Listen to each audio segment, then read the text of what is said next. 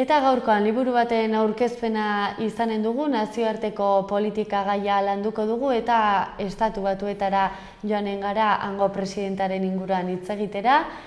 Trump, amesgaizto Amerikarra, Arantxa Elizegi, arratsaldean eta ongi etorri xaloa telebistara. Kaixo, arratsaldean, mila esker gonbidapenagatik. Zuri etortzagatik. Konta iguzu, Amerikako Estatu Batuetako 45. presidentea amesgaizto bat bihurtu da?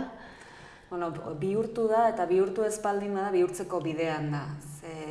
Kanpainan iragarri zituenak askori gehiegizko iruditu zitzaizkigunak eta pentsatu genuenak inoiz ezinezko zenura gertatzen bazen ez zituela betetzen dabil.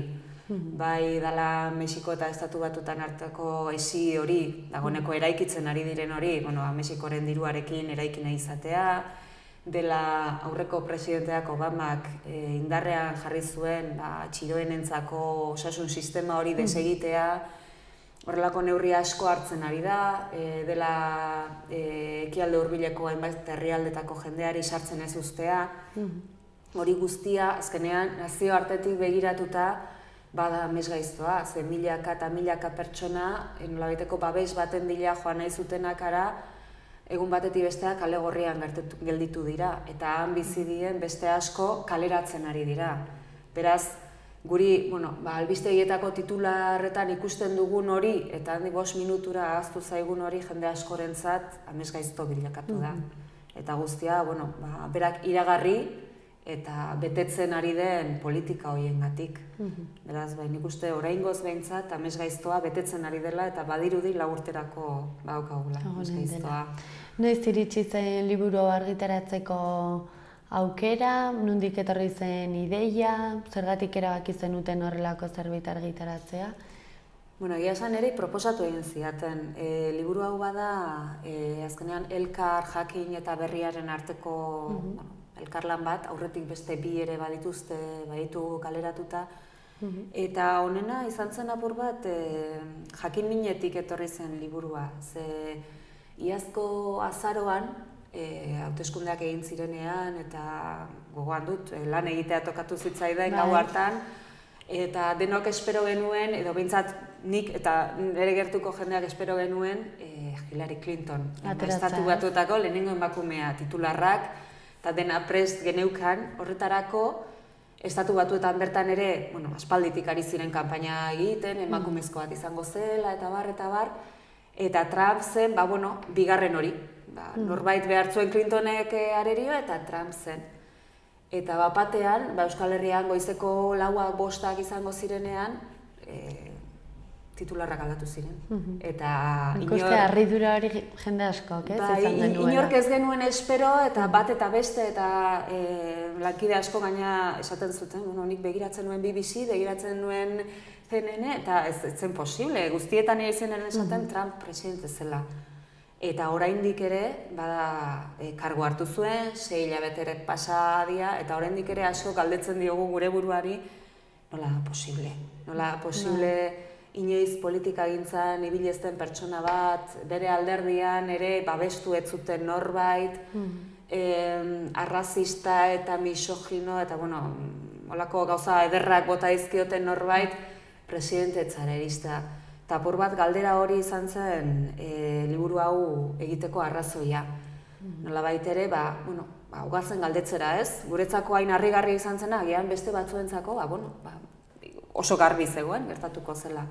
Eta horregatik jo genuen, pixkat, liburu hau egiteko asmo horretara. Eta horretarako jo genuen,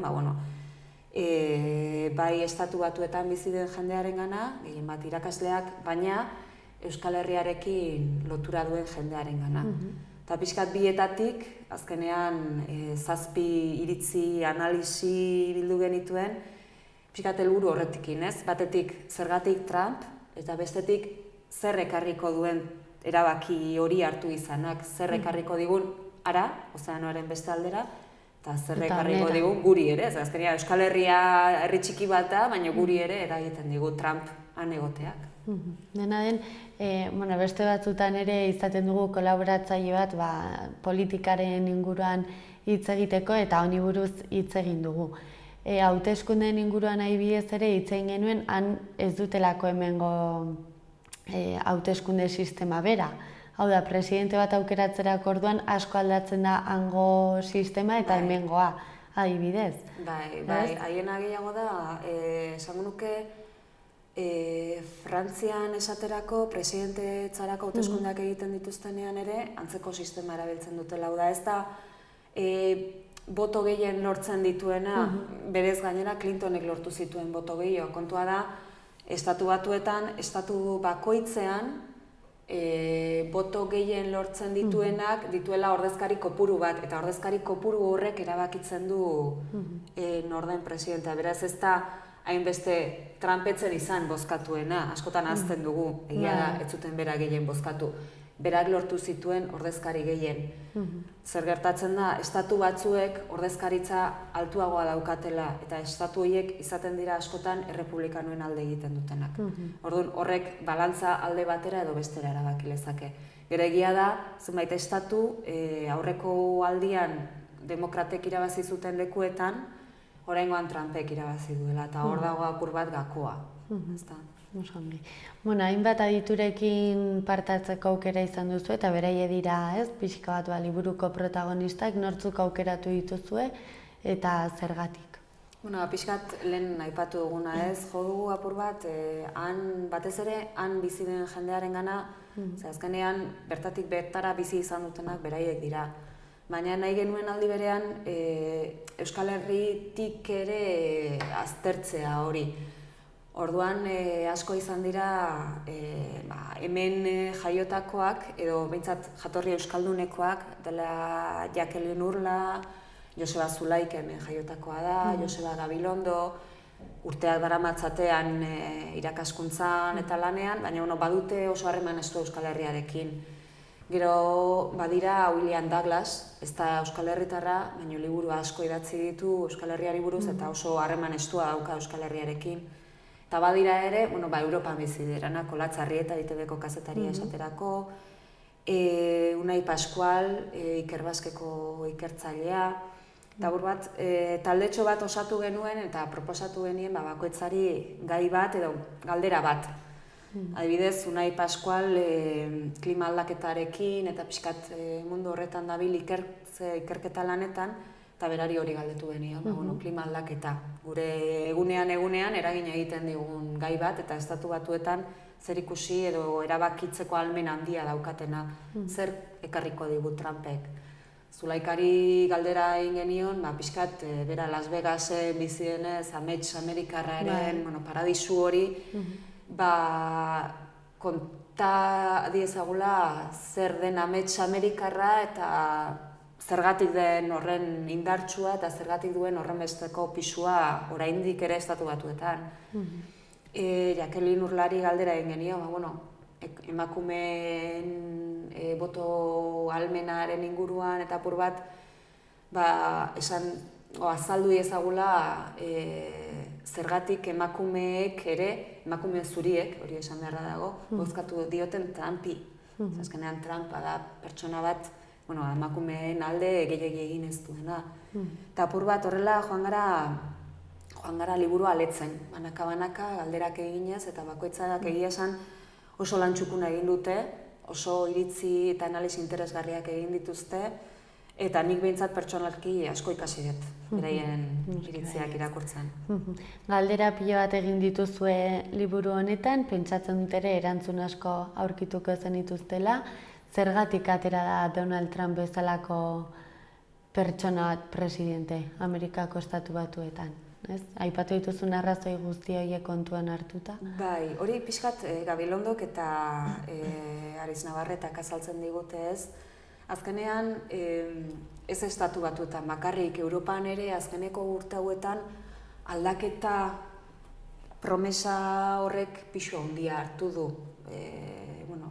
Frantziara begiratzago, Ipar Euskal Herrian, agian gurean ez hainbeste Espainian bai, Erresuma Batuan bai, estatu batuetan ere bai, Trumpek aldaketa saldu du, aldaketa, horixe. Gehiegi esan gabe aldaketa hori norantz edo zertarako izango den, baina aldaketa da. Azkenean, Trump izan da pertsona bat politikagintzatik kanpo egon dena, eta egun batetik bestera pauso hori eman duena. Bada pertsona aberats bat, badauka dirua, beraz, herritarrari ulertarazi dio, bera aberatsa denez, ezin izango dutela erosi. Badaukalako behar duen guztia.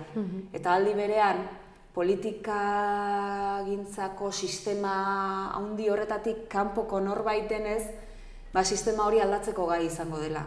Eta bi gauza horiekin irabazi ditu hauteskundeak. Bi gauza horiekin eta publizista talde izugarri batekin eta kanpaina arduradun izugarri batzuekin, bi gauza horiekin soilik aldaketa eta kanpotik etorri izana. Bi gauza horiekin irabazi ditu hauteskundeak. Ze sinestarazi die Obamak askorentzat gaizki egin zuen hori guztia, lehengora itzuliko duela, egin dezagun Amerika handi.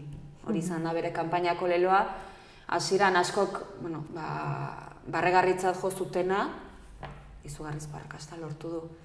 Eta krisi garaian, Estatu Batuetan, jende askok galdu zuen botere hori berreskuratuko duela hitzeman dio Trumpek. Eta sinetxe egin diote. Hori izan da, berak saldu duena eta saltzen jakin duena. Azkenean, Aritz Navarretak esaten du, gaur egungo politikagintzan inork ez ditugu irakurtzen programa politikoak. Aitor dezagun. Horretan lan egiten duena, irakurriko ditu. Gainontzekoek entzun egiten dugu eta saltzen digutena erosten dugu edo ez. Donald Trumpek jakin du berea saltzen eta erosi egin diote, eta orain 4 urteko agintaldia dauka horretik. Gero berak aipatzen du ez, gauzak bere lekuan jarri nahi dituela. Zergatik dio hori? Neurri handi batean, Estatu Batuetan, eta batez berak islatzen duen hori gizon zuri Amerikarra, hori izan da nola bitere krisiak neurri handi batean gehien jo duenetako bat. Egia da, komunitate txikiagoek gehiago sufritu dutela, baina berak horiek erakartzen jakin du. Eta nolabait ere hitzeman die, duela 50. hamarkadako Amerika handi hura berreskuratuko duela. Urlak esaten du, gauzak bere tokira itzuliko ditu. Zer esan nahi du, emakumeak etxean egongo diela eta gizonak lanera joango diela eta soldata etxera etorriko duela. Amets Amerikarraren nolabait ere paradigma hori saldu die. Amerika aberats bat, ongizate maila ona daukala, edonork edozer lortuko duena, beti ere dirua baldin badauka eta erosteko gaitasuna, nolabait ere hori saldu du. Amerika handi egingo du, gauzak bere tokira itzuliko ditu, niri horrek, promesa horrek beldur pixka bat ematen dit. Lehengora itzultzea sekula ez da ona izaten. Baina, berak hori saldu du, eta askok ulertu dutena izan da, Amerika aberats hori itzuliko duena. Egia da, eta orain jende asko ari da pixkat sare sozialetan eta aitortzen, berak bai bozkatu ziola Trumpi, baina damutzen ari dela. Pentsatu zuten, kanpainan esan zituen, handikeri horiek danak esan zituela kanpaina irabazteko eta ez zituela egingo, baina egiten ari da eta egingo ditu. Orduan, lehengora itzultze hori, agian batzuek amets Amerikar bezala ulertu zutena, agian ez da horren polita. Dena den, bera ez da politikan aritu orain arte, eta kudeaketa publikoan ez da ere.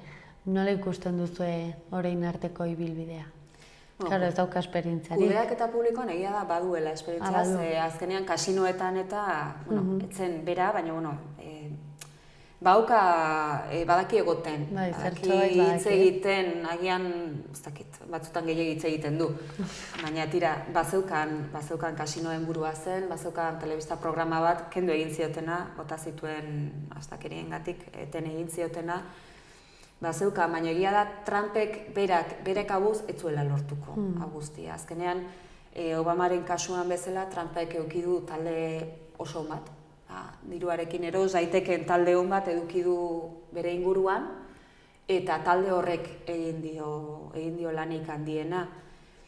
Talde horrek, eta segurazki, azkenean alderdi errepublikanoan bertan ere, izan ditu sostenguak. Sostengu horietako batzuk gerora erretiratu egin dira, edo aldatu egin dira, baina bai eduki ditu, eta azkenean alderdi errepublikanoaren kongresuan, iazko udan egin zuten hartan ere, pertsonaia ezagun batzuk erretiratu ziren, ez ziren kongresu horretan egon, baina berak irabazi egin zuen, eta beraz bere alderdiak nolabait ere sostengatu egin behar du, bere politikak dira. Naiz eta gero, kongresuan erabatera edo bestera bozkatu. Beraz, berak ez dauka politikagintzan esperientzia, baina bere atzean daukan taldeak, bai, bera da presidentea, baina berak ezin ditu erabaki jakin batzuk hartu. Neurri batean, bere jokoa ere hori da, ez? Nik diot, nik egin nahi dut, baina ez diate uzten. Gaixoa ni ez diatela uzten, baina nik egin nahi dut hitzeman nuena. Labet ere joko horretan badabil, azkenean aipatu ditugun neurrietako batzuk berak hartu egin ditu, adibidez, herrialde batzuetako etorkinei ez die sartzen uzten, ez ziren sartzen utzi nahi, baina auzitegiak eten egin diote, hori epaitegietan dago. Beraz, bere jarraitzaile sutsuenei aldi esan, nik nahi nuen, baina ez diate uzten. Beraz, nik nire promesa bete dut, baina ez diate uzten. Horrela, alde batetik eta bestetik mantentzen du, sostengo hori naiz eta puntuetan bera jatsi noski. Ez du politikagintzan esperientziarik, baina egia da oso ondo egiten ari dela. Bere irudia mantentzen ari da, kanpainan ematen zuen eta orain ematen duen ez da aldatu. Presidente izateko babes handia zeukan, ez, eta oso talde ona, bestelatzen iritsiko. Denaen gaur egun izan ditu dimisio pila bat, ez, bere taldearen barruan, gero adibidez osasungintzan egin nahi duten aldaketa hori ere ustut oraindik ez duela lortu. Bai, justu aste honetan lortu du nolabait ere eztabaida astea, ze bere alderdian ere ez zeuzkan nahikoa babes. Azkenean oso neurri polemikoak dira berak, eta oso gai zailak dira berak aurrera eraman nahi dituenak. Da osasungintza azkenean estatu batuetan milioika dira inolako zerbitzurik ez daukatenak, eta milioika horiektatik asko eta asko immigranteak dira. Eta Obamak eskaini zien, egia da Obamak eskaini ziena ere etzela zoragarria, hasieran esan zuenetik bukaran onartu zenea, alde handia zegoen, baina bazen gutxiengo bat, bazen osasun zerbitzu doako bat gutxiengoan besterik etzen ere. Eta kendu nahi du.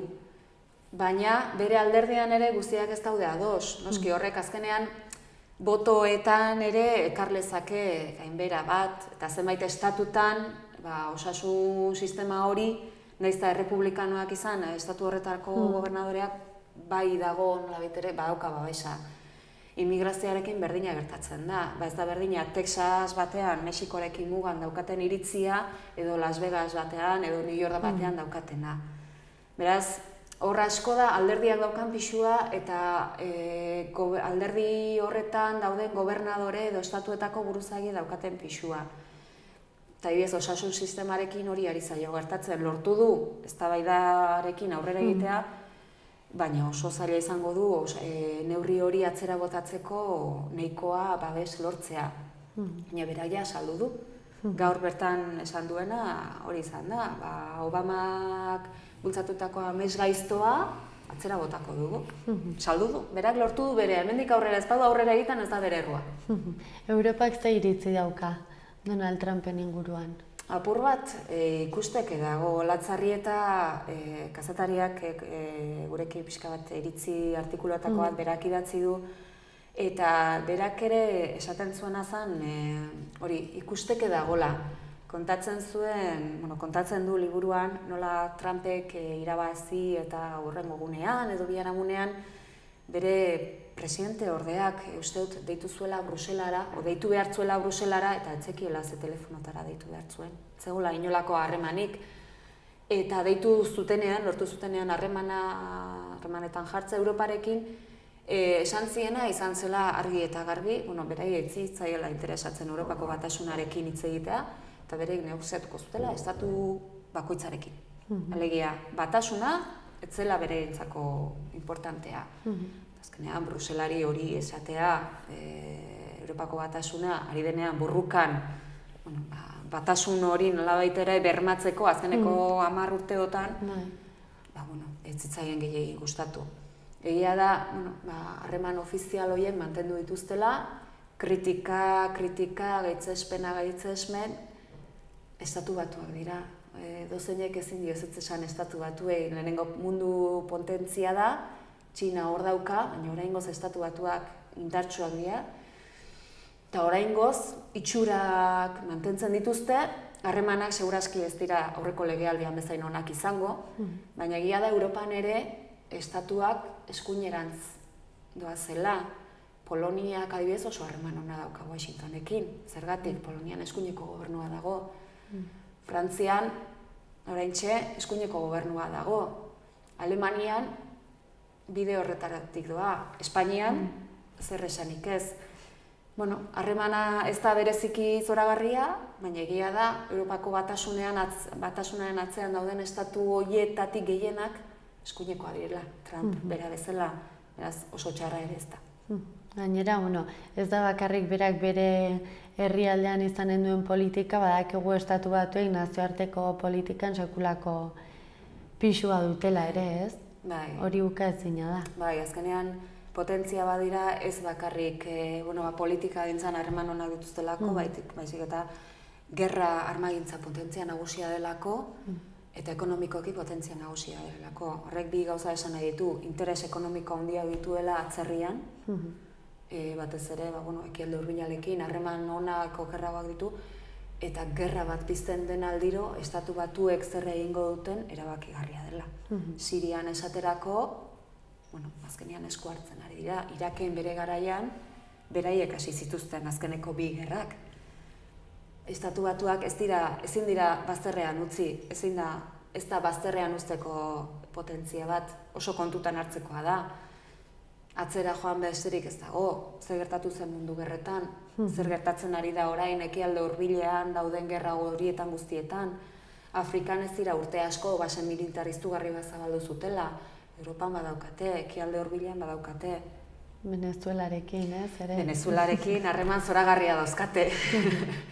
Bai, azkenean bada pixua, Latinoamerikan azkenean ere, badago borroka hori zuk aipatu dezula, Venezuela hor dago, Kuba hor dago, Venezuelan ikusteke dago zer gertatuko den atozen hauteskundetan, neko giro zaila daukate eta estatu batuek hor zabiltza, ez zuzenean, baina bai zeharka esku hartzen. Agian justo gertatzen da kontrakoa, ez? Europan eskuinaldera doazela herrialde asko eta Hego Amerikan hori eskuetatik joten ari zaiela, ez?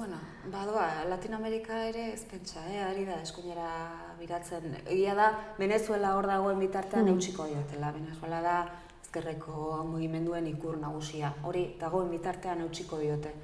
Venezuelan ere oso giro zaila dago. Nik urte gutxira dituzte hauteskundeak eta zer gertatuko den. Hor erortzen baldin bada, hor eroriko da. Hego Amerikako ezkerra Venezuelarekin batera eroriko da, erortzen bada. Ez da dila erori. Potentzia nagusiaren ondoan aurkari handi bat edukitzea ez da txarra izaten. Gehiengo absolutuak sekula ez dira honak. Errusiarekin zen nolako harremana ikusten duzu? Ez dakit oso ondo. Errusiarekin diote ezetz, baina bada baietz, ez di harreman txarrak, baina nik uste dut Errusiarekin badagoela maitasun, gorroto, olako beti egon da. Azkenean, Errusia Europan bada indarra daukan potentzia bat, nahiz eta Europa batasunaren barruan ez egon, indarra handia dauka, eta eragin handia daka inguruko garai bateko Sobiet batasuna ohiko herrialde horietan ere, eta nik uste, nahiz eta bere kukatu badutela halako akordio puntualak. Agian Sirian ez gaude ados, baina agian beste gai batzuetan, bai. Badauzkatela halako harreman puntualak, nahiz eta publikoki ezin dute saldu estatu batuek, Trumpek ezin dio Putini esku eman. Baina, tira. Ez ditugu jakingo baina. Eta ez, gainera oraintxe daukan eskandala handiena hori da, ez, Errusiarekin izan zituzten, ez omen zituzten bilera horiek. Nik uste dut hori badela lehendi datorren gauza bat, eta gerora ere izango dela, ezin da publikoki saldu estatu batuen eta Errusiaren arteko bilera, goi mailako bilera bat. Baina azkenean potentzia nagusien artean gutxieneko harreman bat behar da, izan behar dute. Ze bakoitza bere aldetik joango balira, kaos bat izango litzateke. Ez da batzuetan gaizki etorri ez. Bai, nik uste badaukatela lako, nik hau egingo duzun nondik joango zera, bai, akordio txiki puntual horiek sekula jakingo ez ditugunak. Osangi bukatzeko, uste dut alderanek ezagitzentu askorik duen, baina uste dut asko erakutsi dizula, ez, liburu honek? Bai, erakutsi eta egia esan asko disfrutatu dut, batez ere, orain ez nabil nazioartea sailean, berri egunkarian, baina urte asko egin ditut nazioartean lanean, eta beti gustatu izan zait gaia. Eta egia esan, Trumpek hauteskundeak irabazi zituenean, bai, piztu zen alako, zergatik, zer, nola, zer gertatzen ari da, ez? Zer, han eta hemen, zer gertatzen ari da. Eta egia esan, Zulai, Kariz Navarreta, Garmendia, Urla, Douglas, Arrieta, Pascual Gabilondo, uste danak esan ditu dela, asko ikasi dut beraia irakurtzen. Eta, bada, pixkat 6 hilabete, kasi urtea atzera egin, eta zer gertatu zen jakiteko aukera eman dit, baina aldi berean zer etorliteken jakitekoa ere, bai. Azkenean, hasieran aipatu dugu ez, Estatu Batuak urrun daude, baina guri ere eragiten digute. Beraiek hartzen dituzten erabaki handi horiek, nahiz eta iruditu urruneko gauza diela, ona ere badatoz, nahiz eta zipristin txikiak izan. Eta azkenean egunerokoan agian ez digu eraingo, baina urten poderioz, nazioartean hartzen diren erabaki guztiak datoz pixka bat guregana, eta nik egia esan asko ikasi dut, eta gomendatuko nioke edozeini irakurtzeko. Guk baita ere. Oso interesgarria kontatu guztun guztia, zorionak egindako lanagatik, eta gonbidatuta zaude, nahi duzunean berriz ere parte hartzea. Oso ondo, mila esker denagatik.